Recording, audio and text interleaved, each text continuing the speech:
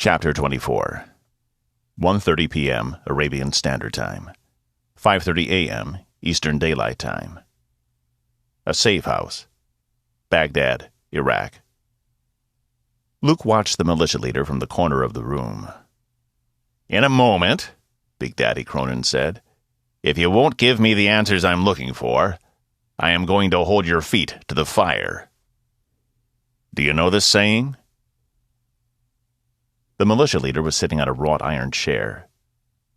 It looked like it might have had a seat cushion at one time, but that was long gone. Now there was just the rusty metal that made up the chair. The man had black hair to go with his long black beard. Both were streaked with gray. His shirt and pants were gone. He was stripped to the underwear.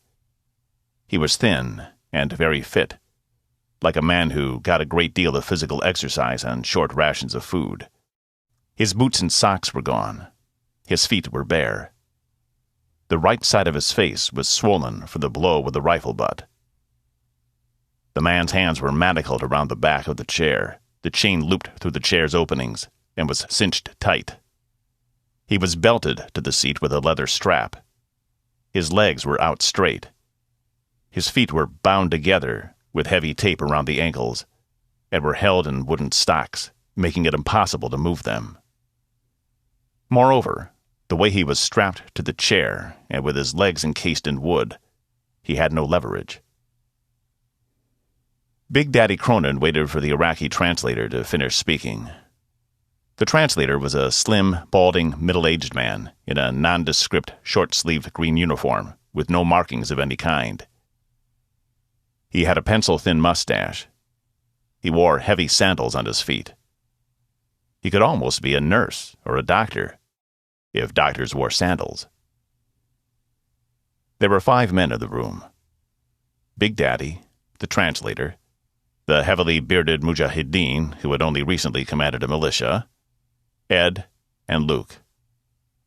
Luke thought it better if Trudy and Swan missed Big Daddy at work. Montgomery was not here. Apparently, he had run into trouble because of the death of the SAS man Gilmore. Monty had authorized them to go to Al-Barak's compound, but not onto the militia compound. Big Daddy and Don Morris had given the order anyway. As far as Big Daddy was concerned, the SAS men were on loan to the CIA.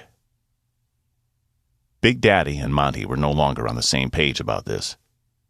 There was some talk of Monty being recalled to London. As far as his superiors were concerned, Gilmore's death was on his hands.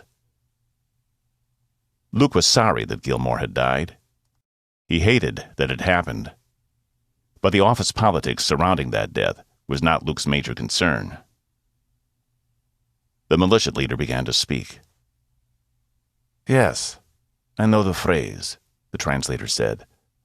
"But I remind you that any forms of torture or coercion are against the laws of war." "Is murdering an old man and his entire family in alignment with your laws of war?" Big Daddy said.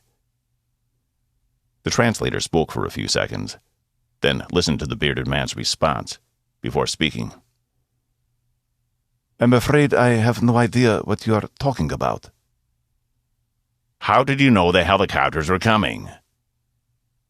The man shrugged. "People tell me things.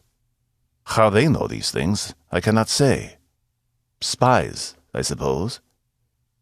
He glanced around the room. "The walls themselves have ears." Big Daddy nodded. He looked around the room. It was a small, barren, empty place. The house was ugly, a squat structure made of cinder block. This room was a perfect microcosm of the rest of the house. The walls were cracked and turning a sickly shade of green. Bare wires extended from the walls, attached to nothing. There was no electricity in here. The floors had been ripped up to bare cement. The room itself had no windows to the outside world. The house stood nearly alone in a neighborhood that was mostly rubble. It had been bombed and strafed with automatic fire. Nearly all of the homes had been destroyed. Insurgents had held out in this area for a time. Now no one at all was here. "Where do you think we are?" Big Daddy said. The translator spoke. The militia leader shrugged his shoulders. It was one of the few movements still available to him. Luke was surprised at how confident he seemed. The man had seen a lot of death. Any Iraqi who had survived this far into the war was on an intimate basis with murder. He had dedicated his life to his God, and had probably done many horrible things in that God's name. Perhaps there was little left that frightened him. Perhaps he considered himself a martyr already. The man smiled. "I was hooded when I was brought here. I could not see. I have no idea where I am." "Well, let me fill you in then," Big Daddy said. "You're nowhere. You're not under arrest. No one has logged you into any system. As far as anyone is concerned, you died in battle this morning with the rest of your men, slaughtered like a pig. You'll notice I haven't even tried to find out your name. That's because I don't care. Why would I care about the name of a dead man?" He waited for the translation to reach the man. When the translator finished, the man nodded. Luke thought he saw a subtle change behind the man's eyes then. "Did they all die?" Big Daddy looked at Luke. Luke nodded. "Yes." The man stared straight ahead now. "My name is Abu Ayyub Kamal. I was injured during the battle. I demand to see a doctor." "You don't look injured," Big Daddy said. "I have internal injuries. I have been mistreated during captivity.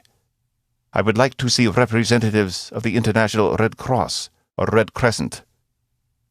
I want them to know I am a prisoner of war in American custody." "You're not in American custody." "Yes, I am." Big Daddy shook his head. "You're not listening to me." He went to a small table in the corner. There were several items on the table. Luke hadn't looked closely at it before now. Big Daddy came back, holding a small metal canister with a spout. "This is gasoline," he said. He upended the canister, and the amber-green fluid began to flow onto the man's feet. The man tried to move his feet, but the stocks wouldn't move. They were weighted and bolted to the floor. Big Daddy also spilled some of the man's legs. The stench of raw gasoline filled the room. The man shouted. Then he began to scream, "No! You must not do this!" "Scream all you want," Big Daddy said. "There is no one to hear you." Dutifully, wincing, the Iraqi translator repeated Big Daddy's words in Arabic. The translator, a Shiite working for the provisional government, in all likelihood had no love for Sunnis. But even so, Big Daddy's work, and the business-like matter-of-fact way he approached it, would make anyone wince.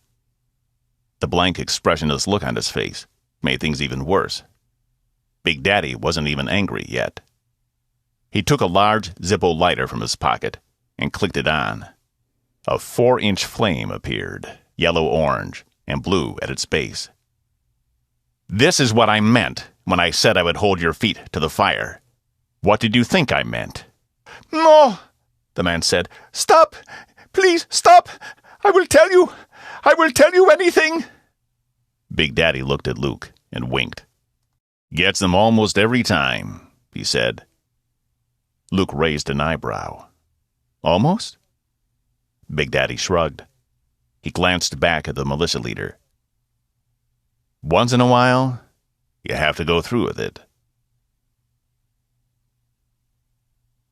"I knew the boy, yes. The one you think of as Ahmet the Turk." The militia leader, Abu Kamal, sat at a table in another room. Luke watched from the corner. He had taken part in a lot of interrogations, and it had made him a skeptic. These guys always knew the subject in question. They always knew the location of a secret hideout. They had incredible imaginations. They could spin fantastic stories with the when and the where and the why. They could describe high-level meetings that took place in cave complexes under inaccessible mountains or at multi-million-dollar townhouses in London. And when you pursued the leads they gave you, it turned out to be smoke and mirrors. Kamal's hands were still manacled, but the chain had been loosened. It looped under the table, and the table was also bolted to the cement floor. The effect was that it gave his hands much more freedom of movement than before. He used this freedom to smoke a home-rolled cigarette.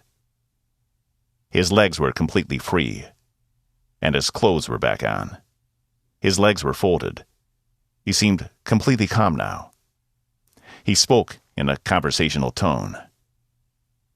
"You think him a boy, probably, but he is older than he appears. He is from the village of Hajin in Syria, just over the western border from Iraq.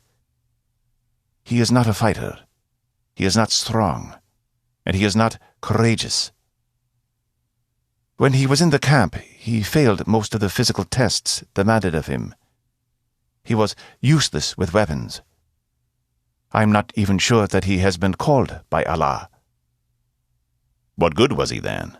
Big Daddy said. Luke had watched Big Daddy work before, too. He was still trying to decipher the man's approach. Sometimes he instantly rejected what the interviewee was saying. Sometimes he played along like he believed it, then suddenly jumped on an inconsistency. Sometimes he just listened and drew the interviewee out, completely trusting, like he didn't have any strategy at all. There was a method to Big Daddy's madness, but Luke had no idea what it was. Kamal shrugged and took a deep drag of his cigarette. "Everyone brings their own gifts. Ahmet is thin and handsome, almost womanly in his way. He is a temptation to women. He is very intelligent. He is an engineer and a scientist. And he is very good at languages. He learned Turkish and French as hobbies when he was a teenager. I believe he had hoped to move to Europe one day, though the war dashed those hopes." To Luke's ears, it sounded like a romantic story. The war dashed the man's hopes. "Why would the war dash his hopes if he is Syrian?" Big Daddy said. "Syria is not at war." Kamal looked at Big Daddy. His face was calm, but his eyes were hard. "I'm sure you well know that your war is a messy affair. It doesn't recognize borders. 2 years ago, just after the war started, your special forces conducted a raid at Haditha in western Iraq. Documents taken in the raid suggested that Syrian smuggling networks had turned their attention from oil, precious metals, and ordinary people leaving for Europe. They were moving fighters from Egypt, Tunisia, Algeria, and Saudi Arabia across Syria to Iraq. I can attest that this is true, as far as that goes." Big Daddy nodded. "Go on." "Your forces believe that the Syrian smugglers had set up a base of operations at Hajin and were sheltering dozens of mujahideen there before they crossed into Iraq. That part was not true. It was, how would you describe it, bad intelligence. A group of soldiers in helicopters conducted a cross-border raid into Hajin. They found no fighters there, but killed at least a dozen civilians. This was one of your accidents. When your man Ahmet joined the Mujahideen, he had just buried his younger brother and sister, who died in the raid. He was angry and broken, and he wanted revenge. He offered what skills he had. You might say these skills have proven very valuable. Where is the girl? Big Daddy said. Kamal shook his head. That I have no idea. I merely met Ahmet in the camps. His name was Hashan at that time. He tried hard, but was a bit of a laughingstock. I knew nothing about the operation he was sent on. Since he couldn't fight, I assumed they would make a suicide bomber of him. You can torture me until I die, but I will save you the trouble by being honest. I rejoice that the brothers have taken your president's daughter. But I don't know where they took her, and I do not know what their plans are. Do you know where Ahmet or Hashan is? Kamal shook his head. No. Dead, I would guess. But I suppose you could ask his parents. Luke perked up at that. His parents? When I met him, he was concerned about his parents in Hajin. They had lost 2 of their 3 children to the Americans, and soon they would lose their last child. They were in mourning at that time. I assume little has changed for them. You believe Ahmet's parents are still in Hajin? Kamal nodded. Yes, I think so. Where else would they be? Big Daddy eyed the man closely. Wouldn't someone move them from there? The most important of all the Mujahideen on earth is their son. It seems risky to leave them there. Kamal took another drag on his cigarette. You make a lot of assumptions, don't you? Who said Hashan is the most important Mujahid? You say it, because you are blind. Your president's daughter is important to you. Her taking is sensational, yes. It will give hope to some who were wavering. It will recruit new soldiers. But true believers don't need a sensation to sacrifice their lives to Allah. And we have more important goals than slaughtering this young cow. He paused for a moment to allow that word to sink in. Cow.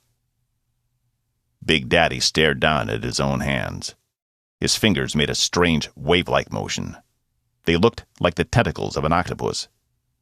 He was showing remarkable restraint. Again, Luke wondered at his interrogation strategy. He had seen Big Daddy break men's teeth for less than what Kamal just said. Kamal continued speaking. Anyway, who believed Hashan would ever complete this mission? I told you he was an incompetent. I thought he would die in an explosion in a Shiite market square. They sent him to Geneva to kidnap the daughter of the President of the United States? Who would dream such a thing would work? I can only guess they did this out of pity. Hashan is a bright young man. He is very kind. He has no business in a war zone. What are you saying? Big Daddy said. Kamal shrugged. This kidnapping took place last night. It is a surprise to everyone. Yes, and? His parents are still in Hajin. I am certain of it. But if you wait much longer, perhaps they won't be. Big Daddy looked at Luke. He raised an eyebrow. Can't hurt to check it out. Luke looked at Ed Newsom. Let's go, Ed said.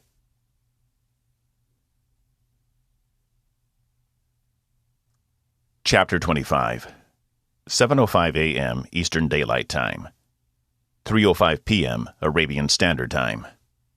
The Oval Office, the White House, Washington, D.C. It's a disaster. David Barrett, the President of the United States, was back behind the Resolute desk. If anything, he looked even less resolute and smaller than he had the night before. His eyes were dark and hollowed out. He looked like he hadn't slept at all. Lawrence Keller nodded. He was once again standing in front of the desk. I know it. These people are barracudas. They have no mercy. An hour before, David had received the audio tape of himself coming unhinged the night before. He said he wasn't sure where it came from. A young interoffice messenger, already at work at 6 a.m., had brought him the tape in a manila envelope. "What do you want to do?" Lawrence said. Barrett shook his head. "I don't want to step down." Lawrence nodded. "No, of course not. But I think I should step aside for now." He clenched his fists. "I had no idea that Mark was this ambitious, that he would go to these lengths to unseat me." He shook his head again. "Maybe it's for the best. Mark is a tough man. No one has stolen his daughter. Maybe he can help me get her back." "I think Mark Baylor will make an exceptional interim president," Lawrence said, feeding David the term. For a second, David's eyes showed confusion. "Interim." Lawrence nodded. "Of course. David, you're my friend. I've never seen you like this. I've never seen you so indecisive. You can't simply take a leave of absence when you're President of the United States. If you're going to leave, even for a week, even for a couple of days, you've got to appoint Mark as the interim president. Mark will need the power that comes with the title. Do you think the Joint Chiefs of Staff are going to obey a substitute teacher? Also, the American people need to have confidence in their leadership. They need to know they have a president. They need to know someone is in charge. When we get Elizabeth back, after you have some time with your family to recuperate, then maybe—" Now David was staring at Lawrence. He stared for what seemed a very long time. Lawrence did not look away. There was a light of recognition in David's eyes. Did you do something to me, Lawrence? Were you in on it with them? I mean, I figured they bugged the Oval Office. That made sense, but—" Those eyes stared and stared, imploring him. Keller shook his head. Now that the secret was out, there was no sense dancing around the topic. Still, it was best not to confirm or deny anything. You never could tell who was listening. "David, whatever I did or didn't do, all of my actions have been for the benefit of the United States of America. Please, trust me on this. We're going to get your daughter back. Then we're going to demonstrate to some people who the boss is around here. There's going to be a show of power." Barrett was hanging his head now. "Please, Lawrence, please, get her back. That's all I really care about." Keller nodded. "I know that, David, and we're going to do everything we can to make it happen. This is for the best. You're not thinking clearly right now. You wouldn't have been able to manage. No one would. There's no way to have objectivity in a situation like this. There's no way to make decisions. Mark is fresh and alert. He can step up to the plate for you." Barrett's shoulders slumped. He seemed to be withering right in front of Keller's eyes. He sighed heavily. "I am so tired." "I understand, David. There's only one thing left for you to do. Then you can go back to bed for a few hours. Wake up, maybe feel refreshed a little, and be with your family. You can go to Camp David and stay secluded for the duration. No prying eyes, no questions, no decisions to make." Barrett looked up. "What do I need to do?" Keller slipped a piece of paper on the desk in front of him. "I drafted some very brief remarks for you. All they say is everything we've discussed. For the good of the country, you're stepping aside indefinitely. You are appointing Vice President Mark Baylor to the role of interim president on your behalf. President Baylor should be considered to have all the powers of the presidency until further notice." Barrett picked up the paper. He stared at it, but didn't seem to read it. It seemed like it could have been upside down for all he cared. "We can tape the segment right here in the office. No reporters, no questions. A simple statement from you. 20 minutes later, Mark takes the oath of office." Barrett slid the paper back onto the desk. He gazed around the Oval Office for a long moment. "Okay," he said. The surge in confidence was palpable. Even a jaded old hand like Lawrence Keller, a man who had been through decades of political infighting in Washington, could feel the difference. A new group moved through the hallways of the West Wing. At the head of the pack, aides and assistants double-stepping to keep pace, was interim President of the United States, Mark Baylor. Keller, the long-distance runner, moved along fluidly beside him. Baylor was tall, like they all were. He was broad, a little broader now than was probably healthy. His hair was white. He was from a rich family, like David Barrett, but somehow it was a different kind of wealth. 8 generations before, a hardscrabble male ancestor of Baylor's had stepped off a sailing ship from England and immediately set about acquiring vast areas of northern wilderness, regardless of how the people who already lived there felt about it. The Baylor family were lumber barons, and had been for 2 centuries. Mark Baylor had attended East Coast prep schools, just like any other member of the ruling class. But he took no military deferments.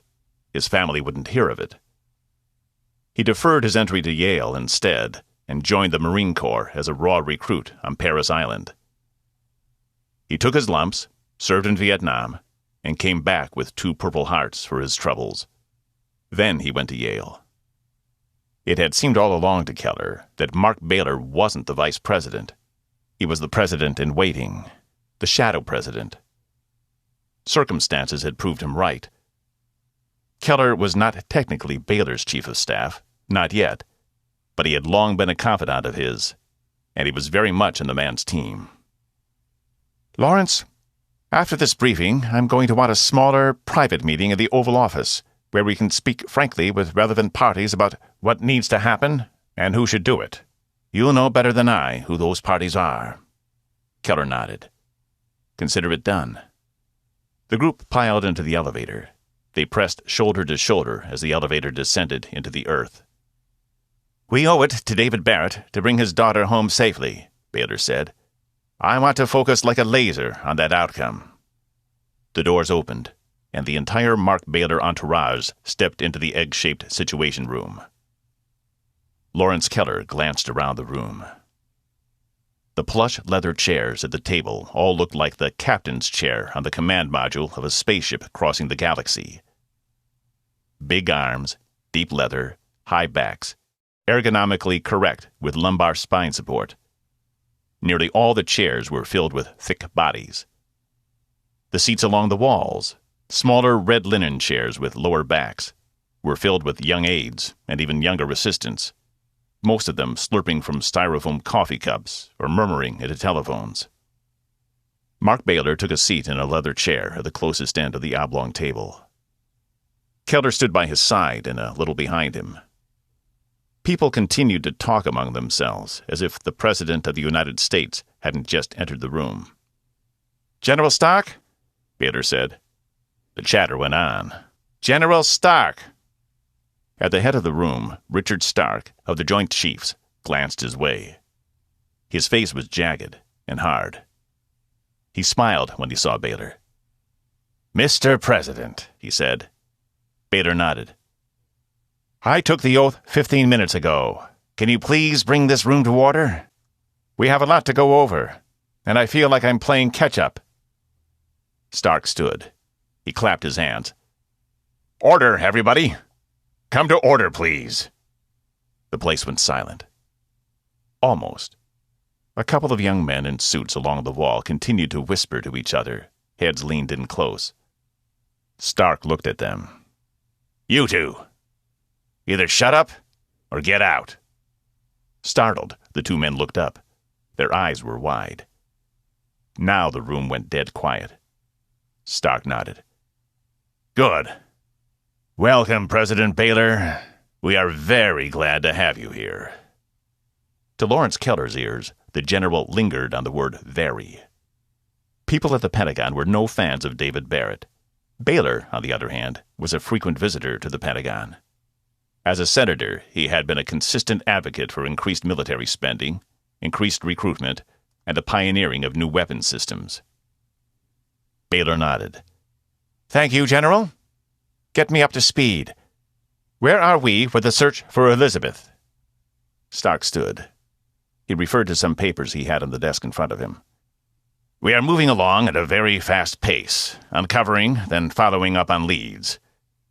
In the past 8 hours, special operations units have raided dozens of known and suspected militant compounds throughout Iraq, both in Sunni and Shiite-held areas, in the mountains of northern Syria and western Iran, in Libya, Egypt, Lebanon, Tunisia, Algeria, and Yemen, as well as Afghanistan and Pakistan. Turkey, Saudi Arabia, Kuwait, and the United Arab Emirates all assure us they are doing the same within their own borders. For obvious political reasons, we cannot make incursions on their territory.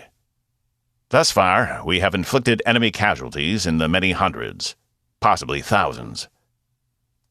I regret that we have also already lost over 30 men in these raids, with at least another 90 wounded. We have managed to keep these casualty tallies out of the newspapers for now, but eventually that information is going to be leaked." "What is the upshot of all this?" Baylor said. Stark shrugged. It was an oddly ineffectual movement. "It's a needle in a haystack, Mr. President. Countless intelligence agents are poring over data, seeking to find a clue as to where she may be held. There are hundreds of suspected militant sites. For obvious reasons, each one needs to be approached in a sudden, unexpected, and surgical fashion. So, while we are moving fast, we also have to move carefully. Whoever has Elizabeth, if we set them off, they are going to kill her." "They are likely to kill her anyway," Baylor said. The general nodded. "Yes, that's true. In the meantime, we proceed as best as we can, and as fast as we can. Across Europe, police and intelligence agencies are doing the same. They are raiding known and suspected terrorist safe houses on the chance that the kidnappers never left Europe. In particular, French SWAT units have hit at least 80 homes since the abduction." "And we're not putting any information together from that?" Baylor said. "I find that hard to believe. It's not that we're not gleaning information. It's that we're moving so fast, we are generating a massive pile of information. We are being flooded with data. It could take weeks or months to make sense of it all. We have hundreds of people detained, many of whom have been trained to resist interrogation, or have memorized false narratives designed to make us chase our tails. Meanwhile, entire networks are being taken down or destroyed, including ones that have been under surveillance for years. A who's who of rogues and baddies have been killed or captured. If there is an upside to this unfortunate situation, it's that it has lit a fire under everyone, and a lot of house cleaning that should have been done long ago is getting done now. But not without cost, as I indicated." "How long before Elizabeth is killed?" Baylor said. The general glanced at his watch. "A little over 17 hours.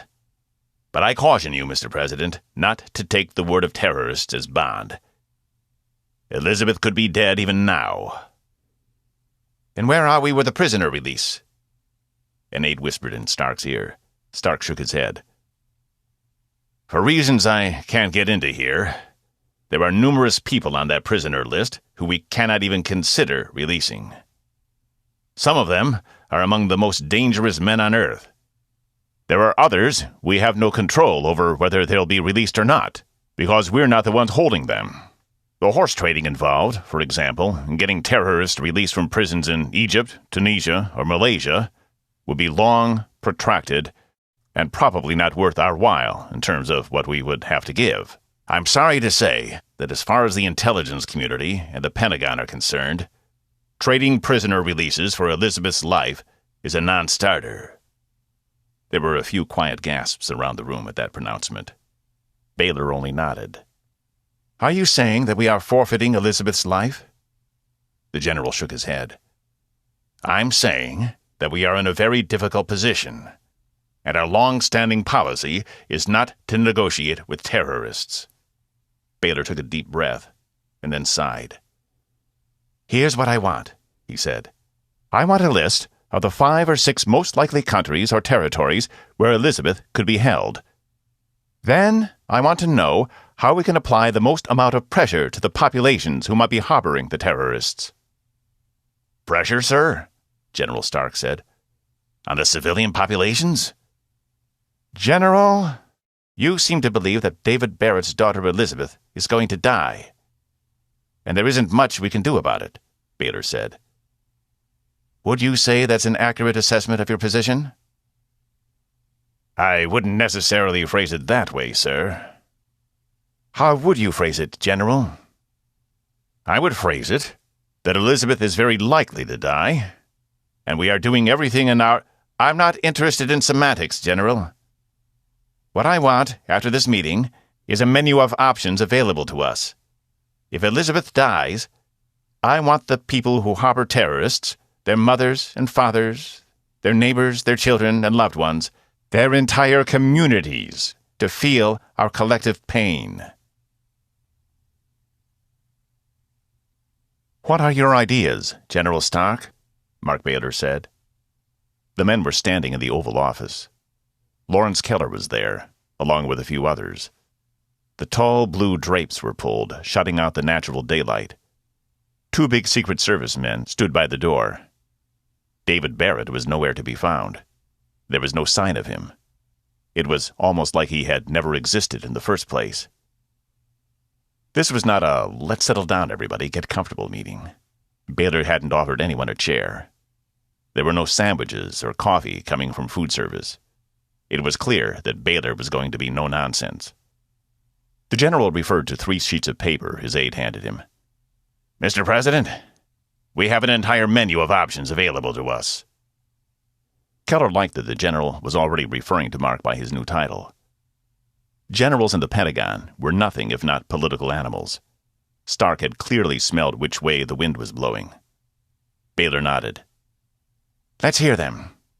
There are quite a few, Stark said. Journey of 1,000 miles, Baylor said. The general nodded. Of course. He looked at the papers again. In general, we assume that none of these options bring Elizabeth Barrett back alive. That's an unfortunate side effect of the situation.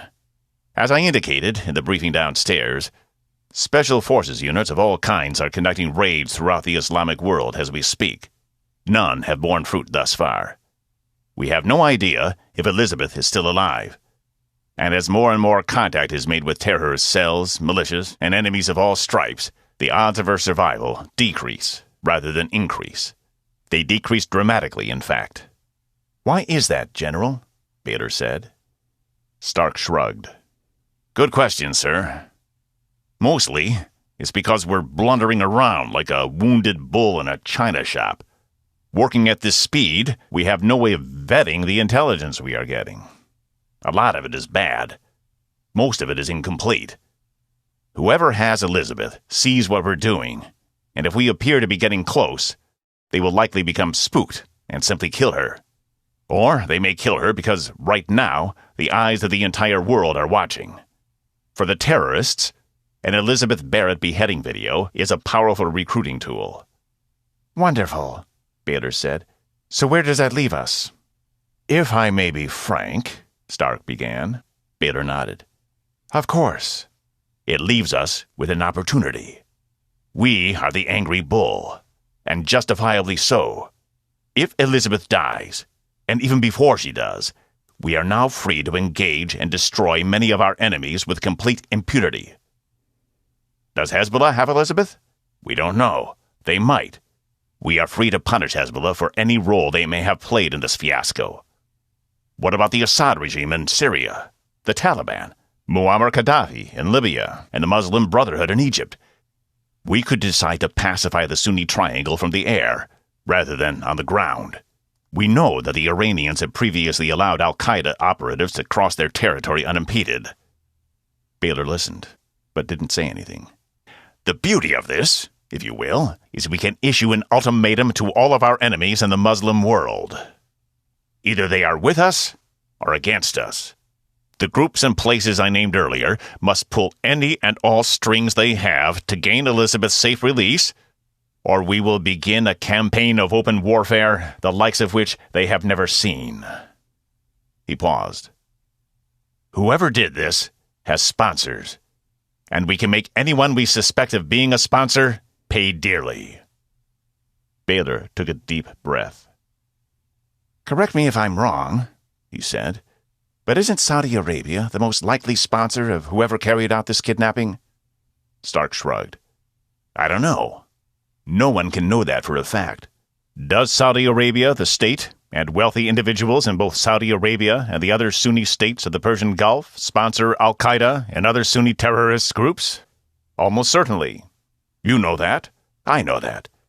But Joe and Jane Sixpack don't know that. And what's more, they don't really care. They just want someone to pay for this. We can decide who that is. Obviously, we're not going to attack the Saudis. They're allies of ours. But Iran, Syria, Hezbollah, Libya, it's open season. Or can be, if we want. And so, Baylor said, the options?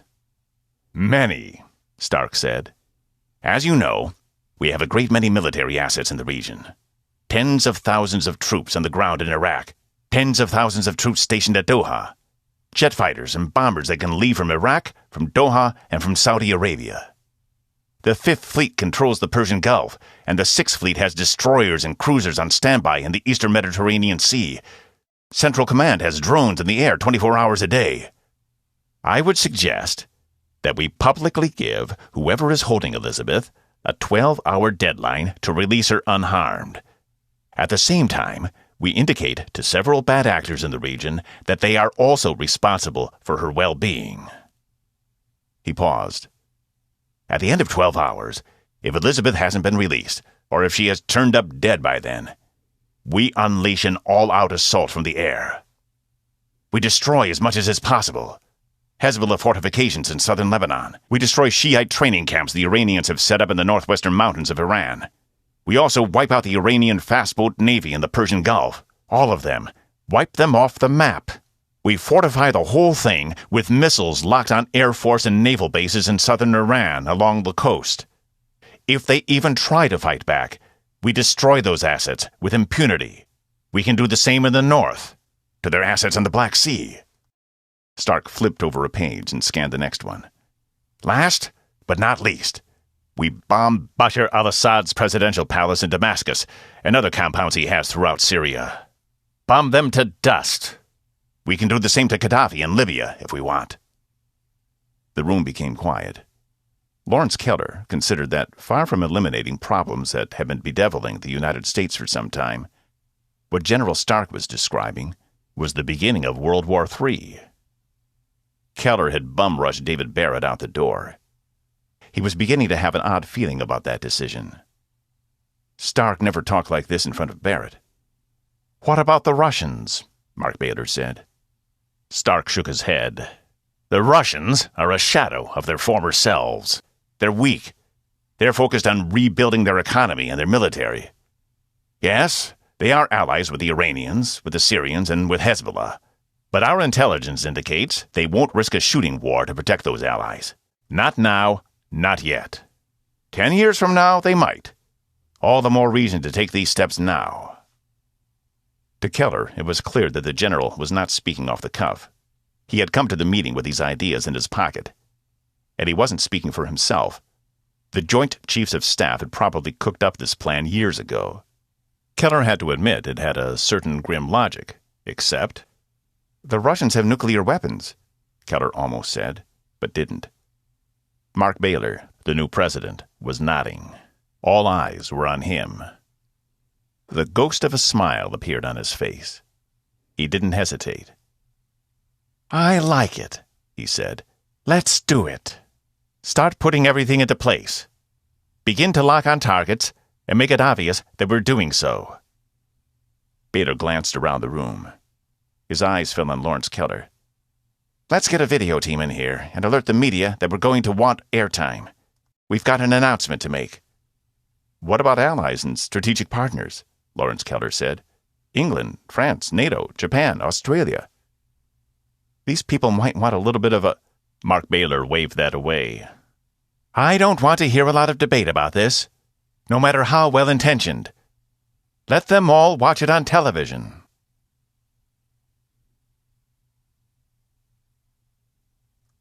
Chapter 26. 4:30 p.m. Arabian Standard Time. 8:30 a.m. Eastern Daylight Time. Hajin, eastern Syria, near the Iraqi border. My kind of place, Ed Newsom said. The village was dusty and remote, a cluster of shacks and cinder-block one-story houses built along a narrow tributary of the Euphrates River. The water flowed dark brown here, and green reeds and scrub brush grew along the stream's edge. The ground was a deep, dull orange, fading to brown and tan. Chickens chased each other across the dirt paths. Tidy vegetable gardens were planted in rows behind people's homes. To the north, in the far distance, rose rugged mountain peaks. Closer to the village, the surrounding area was as flat and as hot as a frying pan. "You can move here after we're done," Luke said. Luke and Ned walked through the village, catching the stares of the locals. They were accompanied by an Arabic translator, a cheerful young guy from the suburbs of Chicago named Greg Welch. Greg worked for the State Department. He made the little crow's feet with his fingers when he said the words State Department. He thought that was funny. In Luke's experience, CIA office people who rarely or never saw combat seemed to think a lot of things were funny, especially their own status and their cover stories. Undercover CIA agents and special operatives, and the people who staffed black site prisons, tended to think nothing was funny. "How's your Arabic, Greg?" Luke said. Greg smiled. "It's awesome. I'm fluent in the Mesopotamian dialect, as though I grew up here. I can speak Levantine, but some of the slang phrases are a little dicey. I've got some Middle Eastern blood myself, and I tan pretty well. There's been talk of sending me undercover at some point." Luke thought of his own time undercover as a Western jihadi in Iraq. The blood-stained images passed through his mind in a flash. He glanced at Greg again. "I don't know if I'd recommend that." The three men wore casual TV reporter warzone clothes as they entered the village. Utility vests, heavy boots, cargo pants, and T-shirts. Greg Welch wore a floppy sun hat. They all carried sidearms, even Greg Welch, although he was just an embassy staffer. The chopper had dropped them off on a flat, sandy plain a quarter-mile outside town. What they didn't want to do was drop in suddenly, fully armored, and possibly re-trigger the trauma of the original raid. They wanted this to go as smoothly as possible. They were in Syria now, and Syria was not part of the war. They walked in, moving slowly and deliberately, not trying to hide or defend themselves. They were not invading or infiltrating a sovereign nation.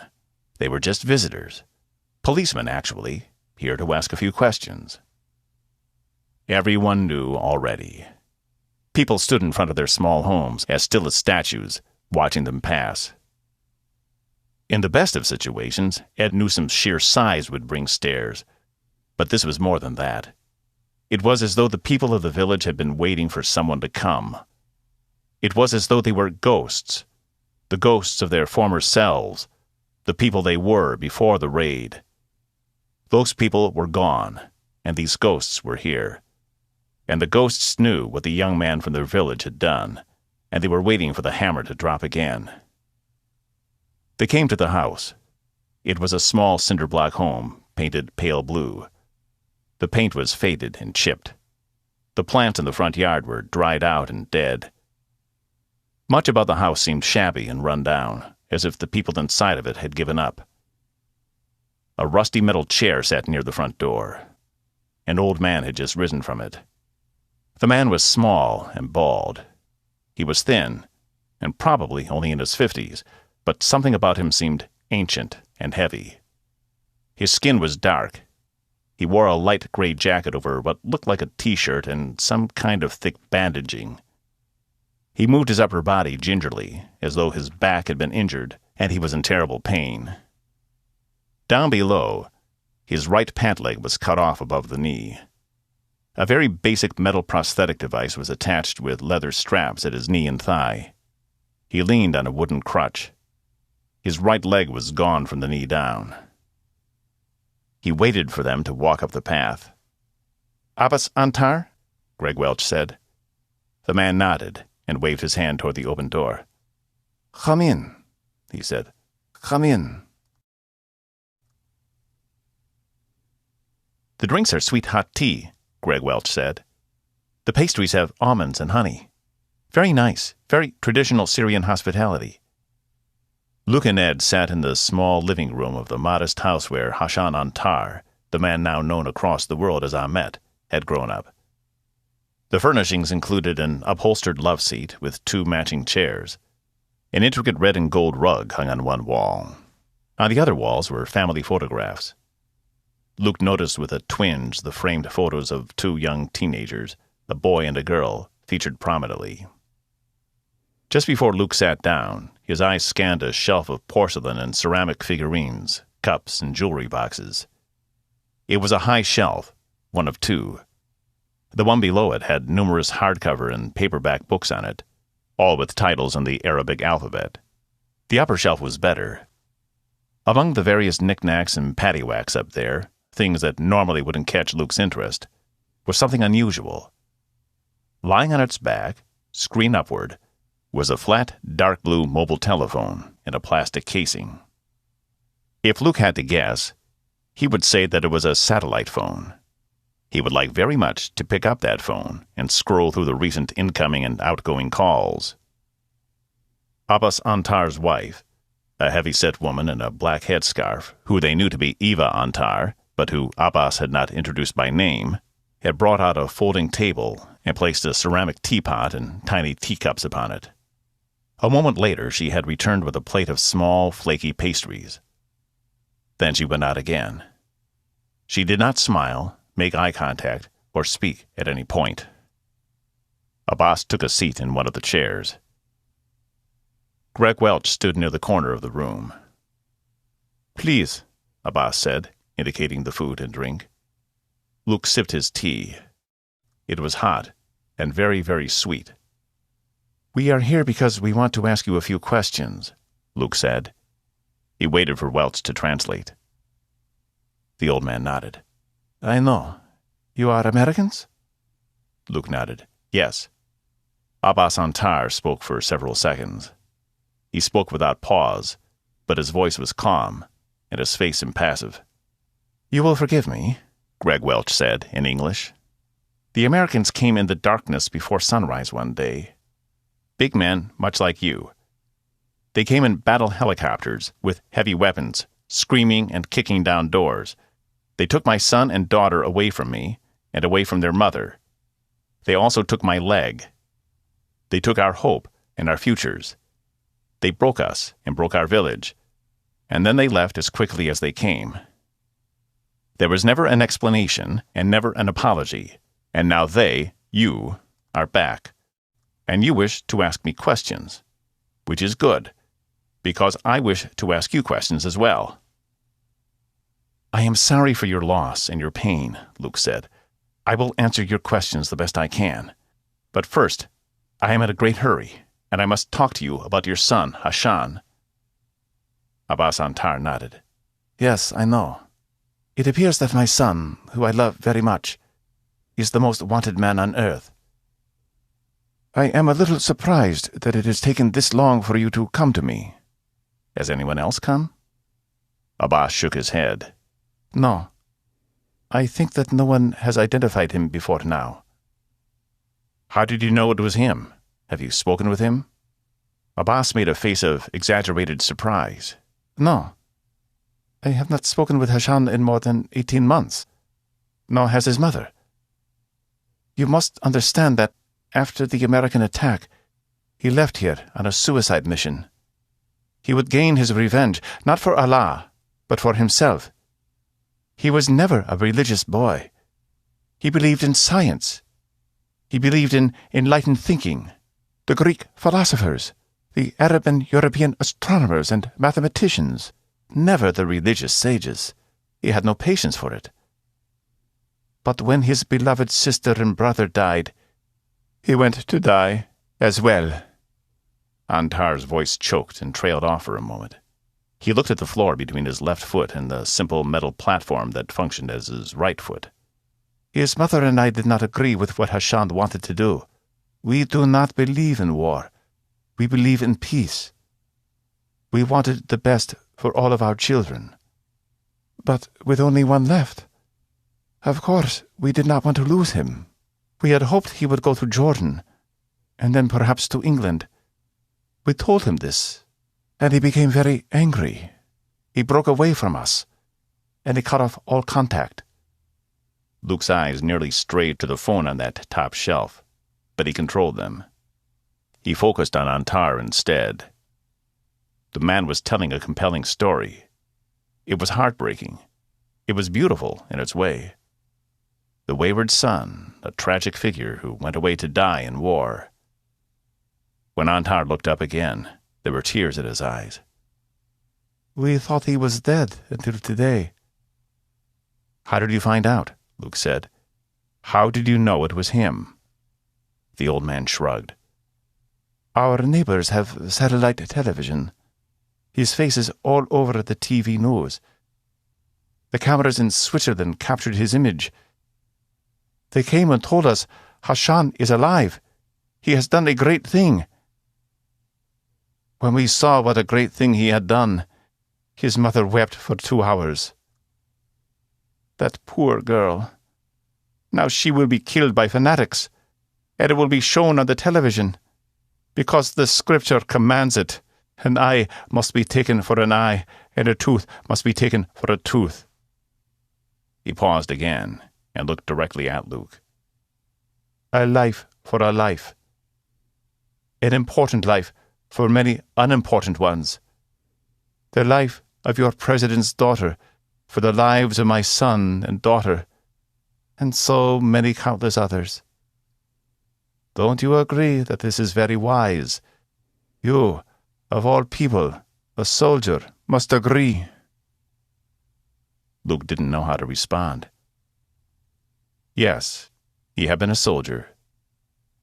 But he had always thought of himself as in the business of saving lives. Kill these ones now to save all these other ones later. How could he phrase this to make this man understand? We are sad that Hashan did this, Antar said. We are ashamed of our only son. Luke nodded. I understand. He gestured with his head at the shelf. I am sorry to ask this. You have been so welcoming already. But may I borrow your satellite telephone to call my base? I have an account that will make the call free of charge for you. He raised his hands as if to show how silly it all was. He smiled awkwardly. I left my own phone at the base by accident. Satellite telephone? Antar said. Yes, Luke said. There was a satellite telephone on your top shelf. Antar eyed Luke. He followed Luke's gaze. Oh my. Hashan left that thing behind. Is that what it is? A telephone? I thought it must be a computer game. I have never even looked at it. I have no idea if it works. I imagined its batteries died long ago. Antar smiled. It was a smile that looked brittle, like it might crack in half. Do you mind if I take a look? The batteries might still work. I really do need to make a call. Luke glanced up at Greg Welch. Welch translated what Luke had just said. He stood there, watching Luke. It was almost as if the temperature in the room had just dropped 20 degrees. Welch looked at the phone on the shelf. A long pause drew out. Antar's demeanor had changed. His brow was furrowed, like he was thinking. Then he seemed angry. He waved a hand. He spit something in Arabic. It sounded vicious, like a curse. Do what you like, Greg said. Luke looked at him. Behind Welch, Eva Antar lingered in the doorway. Suddenly, there was a small black pistol in her hand. She pointed it at the back of Welch's head. No, Luke shouted. Greg! Bang! The noise was loud, but not deafening. It was a small gun, after all. There was a moment, an instant, when Welch grimaced, his eyes squinting shut, probably not in pain, but in anticipation of what was about to happen. Then his face seemed to bulge for a split second before spraying outward in a shower of blood and bone and flesh and gore. Luke looked back at the old man. He had ripped open his jacket. What had appeared to be bandages earlier was a suicide vest. His shaking hands worked to pull the cord that would ignite the explosives. Luke noted a string of them working their way around the man's torso, enough to blow the house apart. Luke felt oddly frozen. It seemed impossible that this man, who had been quietly airing his grievances and his heartbreak and his tragedy a moment before, was going to... Then Luke had his gun out. It happened automatically, animal instinct, with no conscious input from him. He fired without taking aim. Boom! Antar's head blew apart, much of it spraying out to his right. The noise was loud. The man's face went blank, his hands slack, and he oozed bonelessly to the floor. Then Ed Newsom was on his feet. Now he had a gun in his hand. He turned and faced off with the wife. She pointed her small gun up at Ed. Boom! Ed fired, the shot hitting the woman's chest. Her arms flew upward, her gun dropping from her hand. She fell to the floor, her back coming to rest against the wall. Her mouth hung open. For a moment, she sat there, her face blank. Then her upper body slid sideways onto the floor, leaving a trail of red on the wall, like a snail leaves behind a trail of slime. Luke stood, surveying the carnage in the tiny living room. The smell of gunpowder hung in the air. 3 people dead, and it could have easily been 5. "Oh, my God," he said. Ed looked at him. "We better go." Luke walked across to the shelf and grabbed the telephone. He glanced down at it. Of course it was a satellite phone. It was on. The battery power was full. The satellite connection was good. He breathed deeply. His racing heart skipped, then slowed down the tiniest amount. "We better call the chopper to land right here," he said. "That made a lot of noise. I doubt we could walk to the rendezvous site and make it there alive." "Shouldn't we search the house?" Ed said. Luke looked around. The rooms were spare. There wasn't much to search. More concerning was that the house was small. A rocket attack would probably blast through and bring the whole thing down on top of them. "I'm worried about the neighbors. In a minute we're going to be in a shooting war, just holding on to this place." Ed had pressed himself against the cinder block wall, away from the windows. "Have you noticed?" he said. "Everybody seems to know when we're coming." Luke looked out a window. There were already a dozen people gathered outside. Children were running in the alleys between houses, calling out. Luke wasn't sure, but he thought he might have seen an AK-47 in someone's hands, which disappeared quickly. Luke also pressed himself against a wall. It was getting ugly out there. He got on the radio to the chopper pilots. He had met the pilots for the first time today, but he had heard of them before. They were an odd couple, a woman and a man, Rachel and Jacob. They were U.S. Army 160th Special Operations Aviation Regiment, and they'd apparently flown together for years. Luke liked that about them. The 160th SOAR were the Delta Force of helicopter pilots. Rachel was thick and muscular, and as tough as they came. She looked like a Rosie the Riveter poster. You don't join an elite group of Army Special Operations pilots as a woman. You brawl your way in. Meanwhile, Jacob was thin and reedy, but as steady as a rock. His calm under fire was legendary, almost surreal. "Guys, we're going to need an extract down here," Luke said. Rachel's voice. "How did the interview go?" Not quite as planned. The translator is dead. The subjects are dead. The natives are growing restless." "Okay, we got a visual on your location. Looks like a crowd is gathering." "Yes." "Not good." Luke nodded. "My thoughts exactly." Jacob's voice came on, calm as always. "Luke, we'll be there in 30 seconds. I'd suggest we make this a just-in-time thing. Touch and go. We'll drop into the front yard, guns facing the bulk of the crowd. You guys come out, jump on board, and we're gone in 5 seconds. Sound okay?" "We're bringing a body out," Luke said. "Okay," Jacob said. "Then make it 6 seconds." They could hear the chopper already. "Sounds good." Ed Newsom kneeled and slung Greg Welch's body over his shoulder. Welch's head was dripping blood and gore. It didn't matter. The rule was you didn't leave a man behind. It was a rule that you couldn't always follow, but in this case... Got him? Luke said. Ed nodded. Let's go. Just before the helicopter landed, Luke came out of the house first, his own gun in his right hand, Ed's gun in his left. He pointed them directly into the crowd. No one moved or even flinched. Hard eyes stared at him. Behind him, Ed Newsom came out, carrying his tragic cargo. The chopper barely touched down before it was back in the air. Luke looked back at the crowd. Upturned faces watched the helicopter flying away. Luke was already on the radio again. Swan! Swan, can you hear me? The Little Bird chopper banked hard left and headed south and east, away from the village and back toward Iraqi territory. If they were lucky, they would make it across the border before anyone of the Syrian government knew they were here. 3 minutes to the border, Jacob said. 3 minutes. Hold tight and send a little prayer to whoever or whatever you believe in.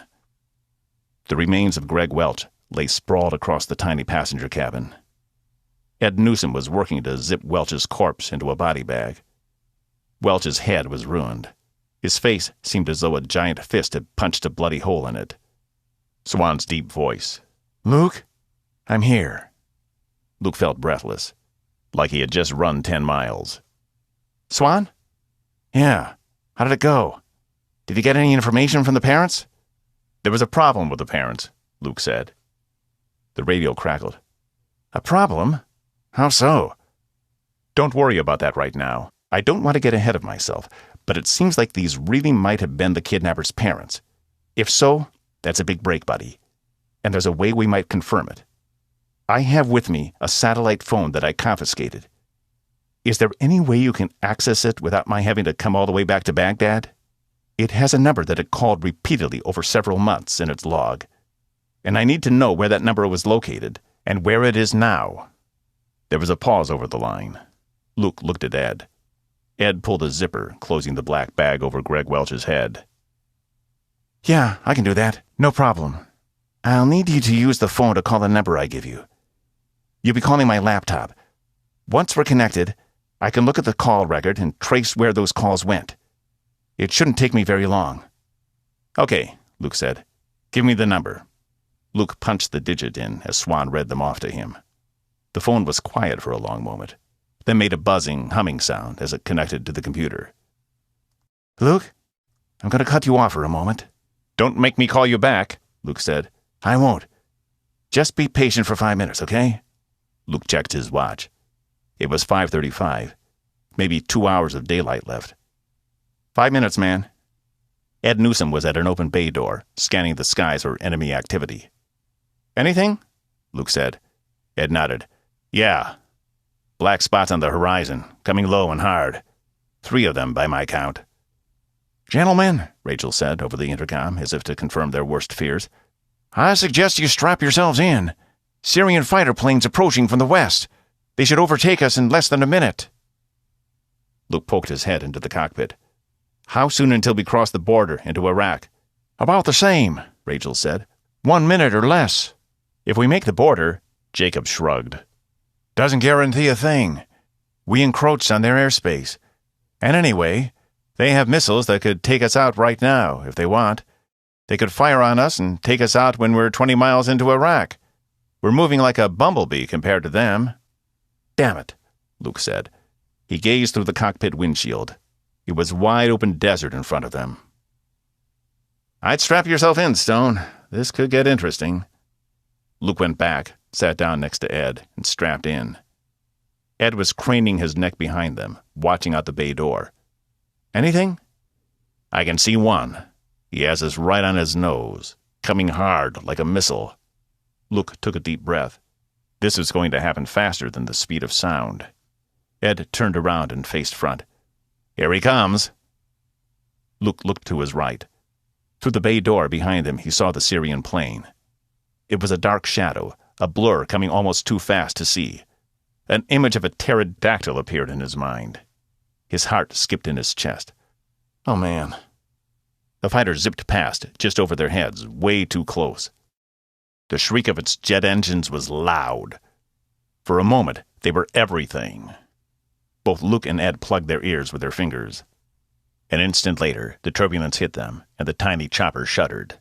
The little bird rode the unsettled air, then simmered down.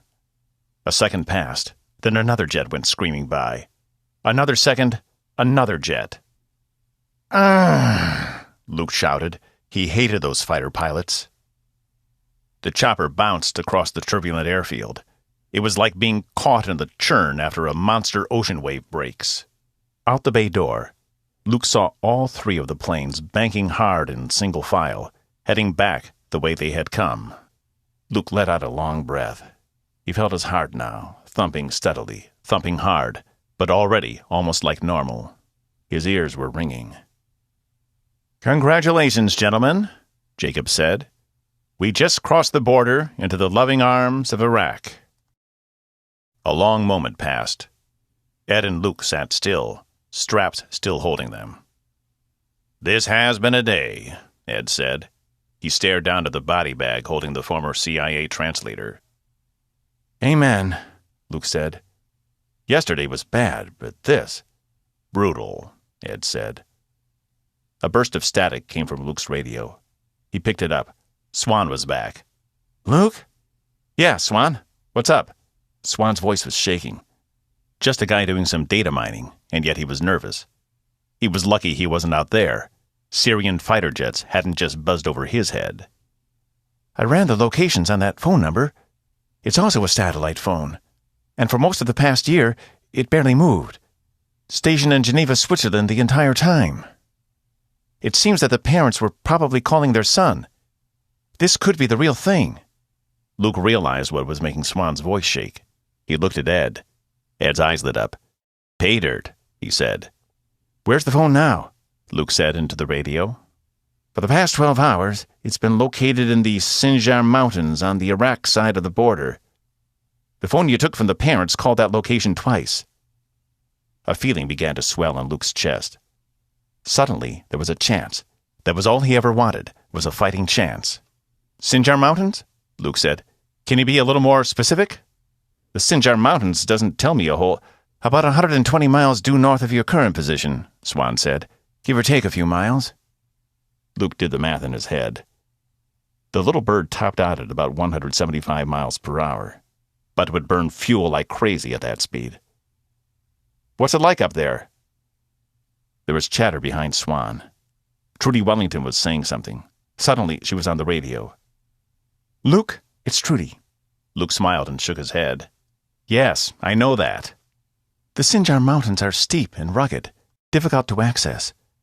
There's a patchwork of interests there. Kurdish militias control much of the region, but some areas of the mountains are wild and up for grabs. The most inaccessible parts are thought to be hiding spots for Sunni terrorists and militias. There are also minority groups living up that way, like the Yazidis, who try to stay out of all this." A new shriek of static interrupted her voice. "In a nutshell, I'd say those mountains are cold, hard, and heavily armed." Luke looked at Ed Newsom. Ed shrugged. "You know what to do," Ed said. Luke undid his straps and jumped up. He poked his head into the cockpit again. "We need to go north," he said. "Sinjar Mountains." "North?" Rachel said. She looked at the indicators in front of her. "Sorry, Stone. We don't have that kind of flying time left. We have to go back to base to refuel. We can't go to the Sinjar Mountains and expect to make it back. We'll be just about out of fuel by the time we get there." Luke shook his head. "Guys, I'm sorry. We've got new orders. We have to go north. We'll find fuel along the way, or we won't. If we have to, we'll set this bird down and walk." Jacob was uncharacteristically concerned. "This is untamed country," he said. "We don't have a lot of friends out here." "I guess we'll have to make new friends." Luke went back to his radio. "Trudy, I need you to talk to Big Daddy and have him pull as many people as he can into this. This could be a breakthrough, but it's going to take us about 45 minutes to get up there. We're going to have to ditch this chopper at some point. I'm sure Big Daddy could have a drone over those mountains 20 minutes from now. We could have a drop team jump in from a plane if need be. If they start scrambling now, they can get there before us." "There's a little bit of a problem here, Luke." Luke rolled his eyes. "There's always a problem," Which problem is this? It's the problem where we commandeered British Special Air Service troops this morning without permission, and one was sent home in a bag. Apparently, Montgomery's a cowboy, plays things fast and loose, and this was a breaking point for his bosses. They called him back to London. Big Daddy's got a reputation similar to Monty's. There's been what the British would call the diplomatic row, with some finger-pointing going on. There may be a problem gaining access to more— Trudy, Don't anticipate it being a problem, okay? Tell Big Daddy we have a satellite phone that's been calling another satellite phone, which was located in Geneva for months. The person at the other end might be Ahmet, the man who kidnapped the president's daughter. If we can get to him before someone else does, he might know something about where she is now. Luke, do you have any idea how tenuous that lead sounds? The terrorists probably stationed a dozen satellite phones in Geneva as blind alleys. How hard would that be? Even if it is the right man, he could well be dead. If he isn't, he should be. Someone else probably took his phone. Satellite phone locations are notoriously bad intel. We're always making drone strikes on satellite phones and killing the wrong people. If, through some quirk of fate, Ahmet's somehow still alive and holding that telephone, he probably handed Elizabeth over to others and immediately went another direction. The odds of him knowing where she is are slim, to put it mildly. Are you playing devil's advocate? Luke said. No, I'm telling you what the official response is likely to be, especially after what happened this morning and the rift it caused between Big— Trudy, this is a lead. A man died to get it. Do you have a better one? No. Then tell Big Daddy I need some troops in the Sinjar Mountains. A strike force, preferably special operators, fast and light and silent. Don't send a battalion. I also need a spy drone, at least one. Get me these things, please. If it's a problem to get them, then try harder. Got it, Trudy said. Good. Thank you. Is Swan still there? I'm right here, came the skinny man's deep voice. Swan, I need you to pinpoint that location as exactly as— I'm already working on it, Swan said.